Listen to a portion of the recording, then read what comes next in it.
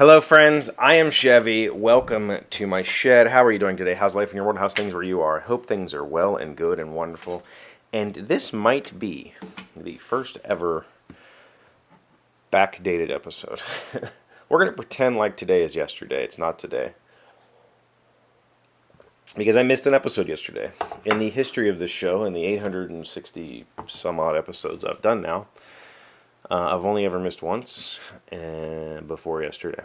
And if you go back, I couldn't even tell you where in the timeline I missed, but I did miss an episode last year at some point. Maybe it was this year. I don't know.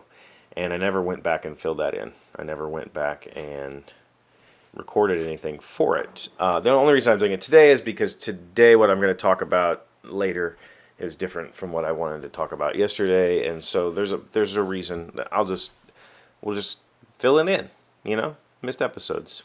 Man, my hair looks wonderful. I missed yesterday because it was a very busy day.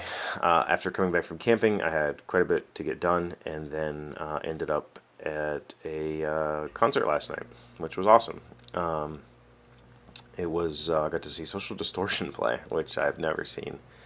And I kind of grew up with a little bit of punk in my life. Definitely listened to a lot of punk-inspired music. I wasn't a huge punk fan, I wasn't the kid with the Misfit shirts and all that sort of stuff, but I definitely loved a lot of punk-inspired stuff. And, maybe I liked Green Day and stuff, so getting to see a band that old, a band that was formed in the year that I was born, was pretty cool. And so I got to hang out with friends and spend an evening in Pittsburgh, which was really interesting and exciting, and didn't get back until today. So that's why I missed, and that's why the episodes are out of order.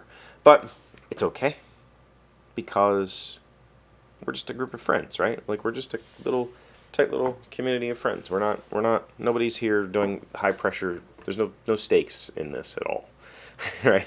And I think that's the thing that gave me the leeway to say, you know what, today I'm not going to record. I could have. There was a couple of moments in time where I could have put something together real quick and uploaded it, but I just decided that it wasn't in my best interest to do so. It wasn't in my mental health's best interest to do so. That extra pressure, that added like go go go go go, is difficult. So.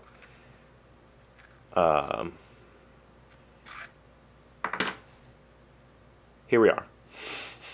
It's a day. It's a day later. I'm at work as you're watching this, and hopefully I've had enough coffee to stay awake for work today. But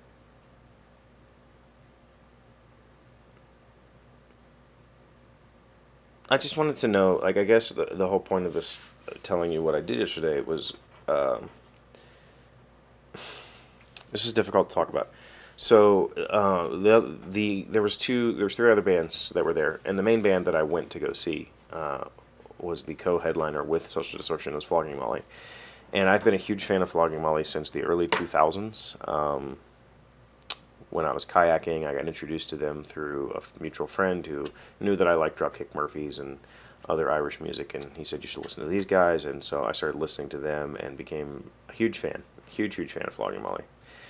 And I have a lot of memories tied to Flogging Molly. I have a whole lot of experiences. I've met the band. I've talked to most of them. Got invited to a bar one time, and I couldn't go because it was a dry county we were in, and we didn't know it. So I have a whole lot of really positive memories. And the interesting thing that I recalled some of those positive memories last night standing in line with other fans. And, I had an old tour shirt on. I was that guy. And people were like, oh, is that an older tour shirt? Like, yeah. And we started talking about how many times I've seen them and where all I've seen them. I have seen them in venues, like last night was probably 3,000 people or more. I have seen them with 30 people in a field at a college. I've seen them in a college gymnasium. Not a coliseum, a gymnasium with like 100 other people. I've seen them a lot in a lot of really interesting, fun places, and I have a lot of cool stories to go along with them. I've met a lot of people because of them. And so I have all these really neat memories. And the interesting thing that I realized last night as I was telling these stories in line is though my ex was there with me for most of those experiences, if not all of them, she's not a part of those memories at all. And I found that very interesting.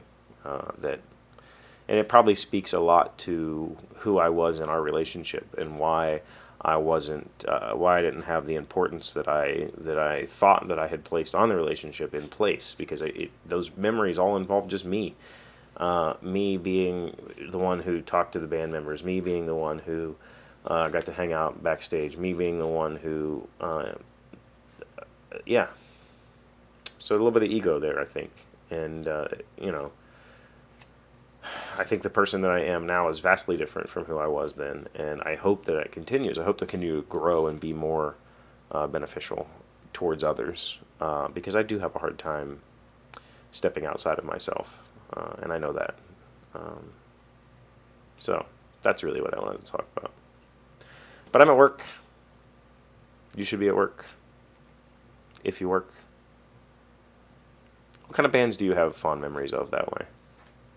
Who have you seen the most? I think it's a toss-up between Flogging Molly and Pearl Jam are the two bands that I've seen the most. Let me know in the comments. Thank you for being here as always. Thank you for liking, commenting, subscribing, being amazing friends, being wonderful people. I appreciate you. And I'll see you later today. Hey, Doc, wait! I want to ask you something.